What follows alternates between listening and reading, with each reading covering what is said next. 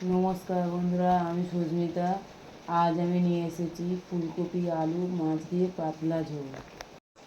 পুরো ভিডিওটা সবাই দেখবেন, কমেন্ট করে জানাবেন কেমন লাগলো, আর একটা লাইক করে দেবেন। আজ আমি নিয়ে এসেছি আমেরিকান রুই। আপনারা এই মাছটাকে কে কী নামে চেনেন অবশ্যই জানাবেন। মাছটাকে পরিষ্কার করে ধুয়ে নিয়ে এসেছি। দিয়ে দেবো লবণ, 1 চামচ হলুদ গুঁড়ো, 1 চামচ সর্ষের তেল। মাছটাকে ভালোভাবে মিশিয়ে 5 মিনিটের জন্য রেখে দেব। এই মাছটা খেতে খুব টেস্টি। মাছ মাখানো হয়ে গেছে, ততক্ষণে আমি মশলাগুলো করে নেব। নিয়েছি 4টে কাঁচা লঙ্কা ও অল্প একটু আদা, মিক্সিতে বেটে নেব। ফুলকপি আর আলুটা এবার কেটে নেব। অফ সিজনের ফুলকপি কত বড় আর কত ফ্রেশ। আমাদের এখানে এখন ফুলকপি 60-70 টাকা পিস। আপনাদের ওখানে কত করে নিচ্ছে একটু কমেন্ট করে জানাবেন। ফুলকপিগুলো আমি এইভাবে কেটে নেবো, তবে একটু বড় বড় রাখবো। বড় রাখলে ফুলকপি আর ঘেঁটে যাবে না। ফুলকপিগুলো আমি কেমনভাবে কেটেছি, আপনারাও এইরকমভাবে ফুলকপিগুলো কেটে নেবেন। এইবার ফুলকপিগুলো ভালোভাবে ধুয়ে তুলে নেব। এবারে আমি আলুগুলো কেটে নেব। এখানে 3টে আলু নিয়েছি, আপনারা আপনাদের মতন করে নিতে পারেন। এগুলো আমি এইভাবেই কেটে নিয়েছি।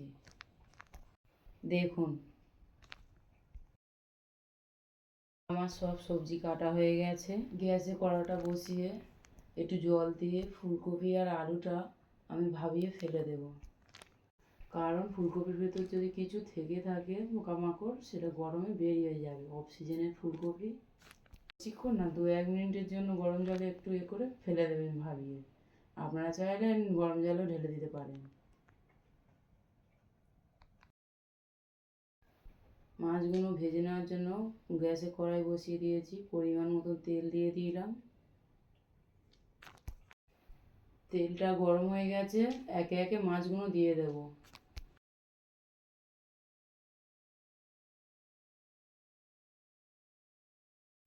দেখুন, আমি মাছে সর্ষের তেল দিয়ে মাছটা মিশিয়ে রাখি বলে মাছটা ভাজতে আমার অসুবিধা হয় না। আপনারাও একটু সর্ষের তেল দিয়ে মাছটা ভাজবেন।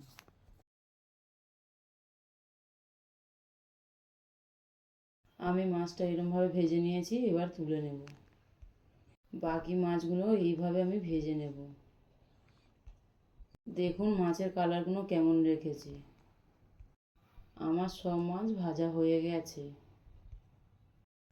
এবার কড়াইতে দিয়ে দেব সর্ষের তেল, দিয়ে ফুলকপিগুলো ভেজে নেব। ফুলকপিটা ভেজে নিয়ে তরকারি করলে ফুলকপিটা খেতে খুব ভালো লাগে। ভাজার জন্য দিয়ে দেব একটু হলুদ, করে নাড়াচাড়া করে নেব। ভাজা হয়ে গেলে তুলে নেব। আমার ফুলকপি ভাজা হয়ে গেছে, এবার তুলে নেব।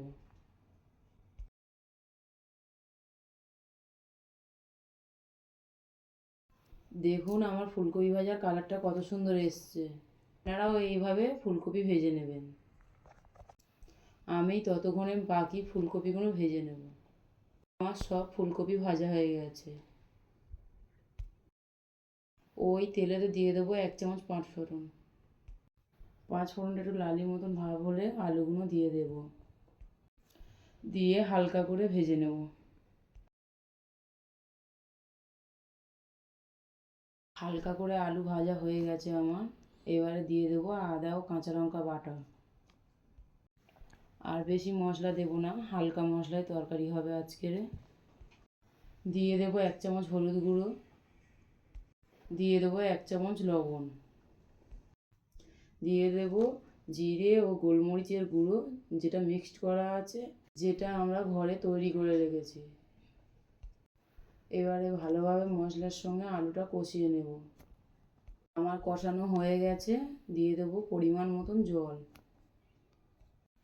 ঝোলটা একটু পাতলা করবো বলে একটু বেশি জল দিয়েছি, আপনারা আপনাদের পরিমাণ মতন জলটা দিতে পারেন। ঝোলটা ফোটা অবধি ঢাকা দিয়ে রেখে দেব। ঝোলটা ফুটে গেছে, এবার দিয়ে দেবো মাছের মাথা ও ফুলকপিটা, দিয়ে একটু নেড়ে চেড়ে 2 মিনিটের জন্য ফোটাবো। ফুটে গেছে, এবার দিয়ে দেব মাছ। মাছটা দিয়ে 1-2 মিনিটের জন্য হালকা আঁচে চাপা দিয়ে রেখে দেব। তরকারিটা আমার হয়ে গেছে, দেখুন কেমন লাগছে। পুরো ভিডিওটা দেখার জন্য অসংখ্য ধন্যবাদ। ভিডিওটা যদি ভালো লেগে থাকে আমার ইউটিউব চ্যানেলটাকে সাবস্ক্রাইব করে দেবেন, লিঙ্ক কমেন্ট বক্সে দেওয়া আছে। এই ভিডিওটা ফেসবুক থেকে যারা দেখছেন ফেসবুক পেজটা ফলো করবেন, একটা লাইক, একটা কমেন্ট আর একটা শেয়ার করে দেবেন। তাহলে আজকে আসছি, দেখা হচ্ছে কোনো নতুন ভিডিওতে। ততক্ষণের জন্য টাটা।